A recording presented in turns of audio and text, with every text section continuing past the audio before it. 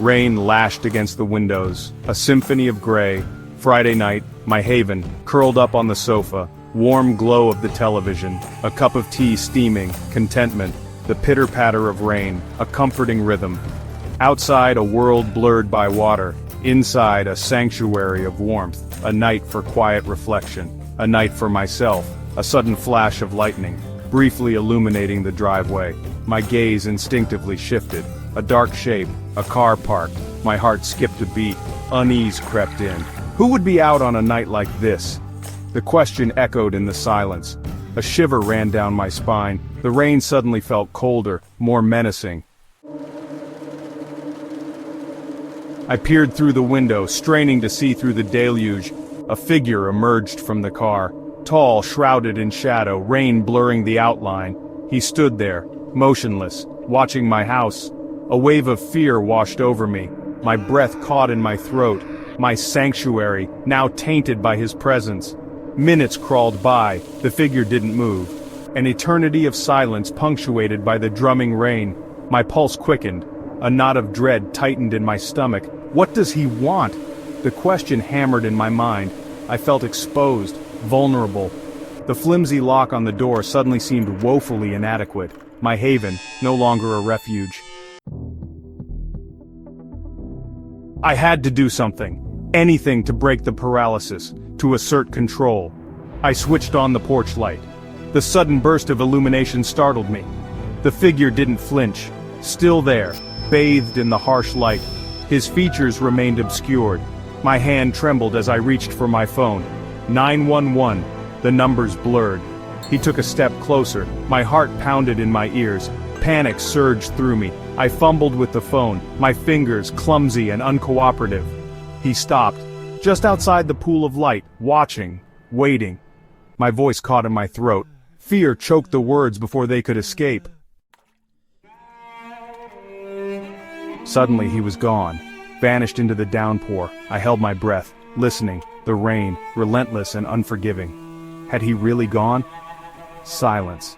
Deafening silence. My heart hammered against my ribs. I strained to hear any sound beyond the rain. A creak, a footstep, a noise from the back of the house. A soft thud. My blood ran cold. He was out there, somewhere in the darkness. My grip on the phone tightened. I couldn't stay here. I had to get out. But the thought of moving, of venturing into the storm-ravaged night, filled me with a primal terror. Finally, my trembling fingers found the numbers. 911. The operator's voice. A lifeline. I choked back a sob. "Someone's outside my house," I whispered. "Ma'am, I need your address," the voice responded, calm and reassuring. But my voice failed me. All I could manage was a whimper. The operator repeated the question. I took a deep breath, trying to regain control. Before I could answer, another sound. This time, from the roof. A scraping sound. Like something being dragged across the tiles. Panic threatened to consume me. "He's on the roof," I gasped into the phone. The operator's voice crackled through the phone. "Ma'am, we're tracing your location. Stay on the line." But the line went dead. I was alone, utterly alone. The scraping sound continued, each one sending shivers down my spine. I retreated into the corner, curling into a ball. Hours passed, or maybe it was only minutes. Time lost all meaning. The rain finally subsided. The first light of dawn crept through the window. Cautiously, I approached the window. The car was gone. Relief washed over me. He was gone. But the fear remained, a cold, hard knot in my stomach. The police arrived, their faces etched with concern. They searched the property, found nothing. No sign of forced entry, no evidence of any intruder. They reviewed the security footage. The camera trained on the driveway showed nothing. No car, no figure, just the relentless rain. A technical glitch, they said. But I knew what I had seen. The car, the figure, the terror that gripped me. It was all too real. The police offered reassurance, but their words rang hollow. As I watched them leave, a chill ran down my spine. My gaze fell on the security monitor. A single frame flickered on the screen. A close-up of the figure, his face contorted in a grotesque smile, staring directly at the camera, staring directly at me.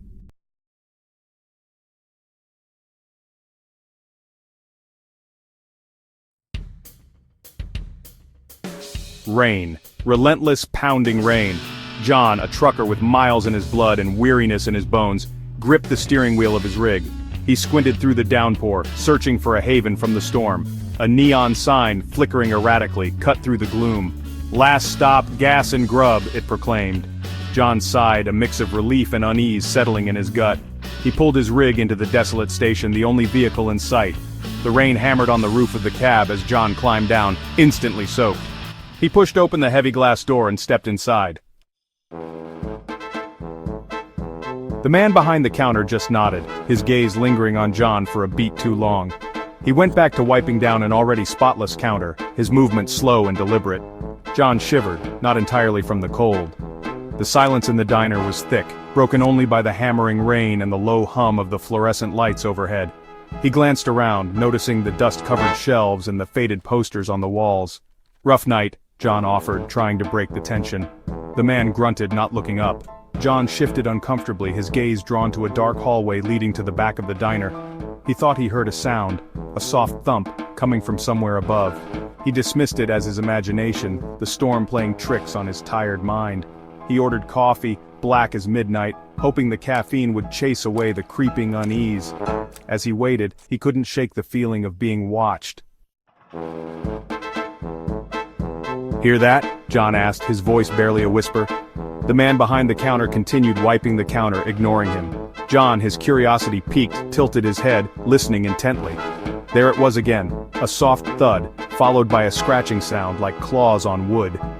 "What's in your attic?" John asked, his voice louder this time. The man finally looked up, his eyes narrowed into slits. "Nothing," he hissed, his voice raspy as if unused. "Just old boxes, junk." John wasn't convinced. The noises were getting louder, more insistent. "Mind if I take a look?" he asked, more out of morbid curiosity than anything else. The man slammed his rag down on the counter, his face contorted with a sudden flash of anger. "No!" he barked, his voice echoing in the stillness of the diner. "Stay away from there!" John stood slowly, his gaze fixed on the man's face. "I'm just going to take a quick look," he said, his voice calm, measured. He didn't wait for a response, just strode towards the hallway, each step heavy with dread and anticipation. John reached the door at the end of the hallway and slowly pushed it open. A rickety set of stairs led up into the darkness. John took a deep breath and started climbing, each creaking step amplifying his fear. The air grew colder, thick with the smell of mildew and dust. He reached the top of the stairs and found himself facing a trap door, a pale sliver of moonlight peeking through the cracks. The scratching sound was louder now, more frantic. He reached out and slowly pushed the trapdoor open, his heart pounding in his chest. He peered into the darkness, his eyes struggling to adjust. And then, he saw it. A pair of eyes, glowing with an unnatural light, stared back at him from the shadows. John scrambled to his feet, his heart pounding in his chest. He could hear the creature moving above him, its growls growing louder. He didn't hesitate, didn't look back. He ran. He burst out of the diner and into the storm, the rain a welcome relief against his terrified face. He fumbled with his keys, his hands shaking so badly he could barely get the door open. He scrambled into the cab, the engine roaring to life like a lifeline. He slammed the truck into gear and sped away from the gas station, not daring to look back. He drove through the night, the rain still falling, the wipers working overtime to clear his view. The image of the creature haunted him. Its glowing eyes burned into his memory. He tried to convince himself it was just a trick of the light, a figment of his imagination. But deep down, he knew better. He had seen something real, something evil, in that attic. He glanced in the rearview mirror, half expecting to see the creature following him. He was halfway to his destination when he heard it. John finally reached his destination, a truck stop bustling with activity. He practically threw himself out of the cab, his legs shaking, his body still buzzing with adrenaline. He checked the sleeper berth, but it was empty. No sign of the creature, no sign of an intruder, just the lingering smell of dampness and a single muddy footprint on the floor. He tried to brush it off as his imagination, the stress of the storm and the long drive playing tricks on his mind. But the fear lingered, a cold knot in his gut. He tried to forget about that night, tried to bury the memory of the gas station and the creature in the attic, but the nightmares started, vivid and terrifying. He could hear the creature's growls in his sleep, feel its hot breath on his neck, and then the calls started. His phone would ring in the dead of night, the caller ID displaying a number he didn't recognize.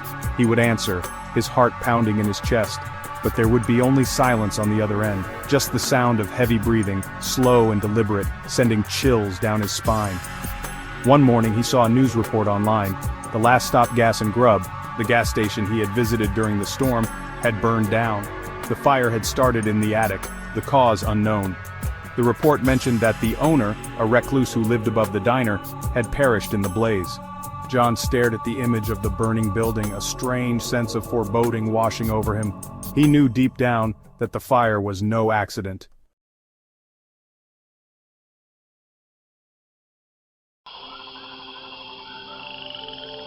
The forest dripped. 3 days of relentless rain had turned the trail to mud. Each step was a battle against the clinging earth. The air hung heavy, thick with the scent of damp earth and decaying leaves. I relished it. Water streamed off my cap, blurring the world into an impressionist painting of greens and browns. I didn't mind the discomfort. This hike, this solitude, was exactly what I needed.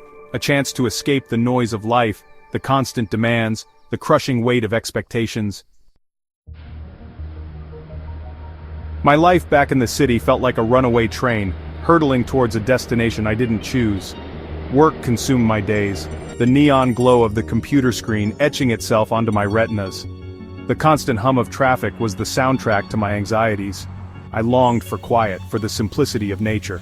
So here I was, miles from civilization, swallowed whole by the embrace of the woods. The rhythmic sound of my boots sinking into the mud was a lullaby to my soul. With each step I felt the tension drain away, replaced by a primal sense of peace. I was alone, untethered, free. The map rustled in my pocket, a reassuringly tangible connection to the familiar world. I had planned this hike meticulously, tracing my fingers over the marked trails, charting my course. Yet, I found myself drawn to a break in the trees, a path unmarred by human footprints. Curiosity, that age-old siren song, called to me. I hesitated, a flicker of unease dancing at the edge of my awareness. The map offered no guidance, only blank indifference. But something, perhaps the promise of the unknown, urged me forward. I veered from the familiar, stepping into the verdant embrace of the unmarked trail.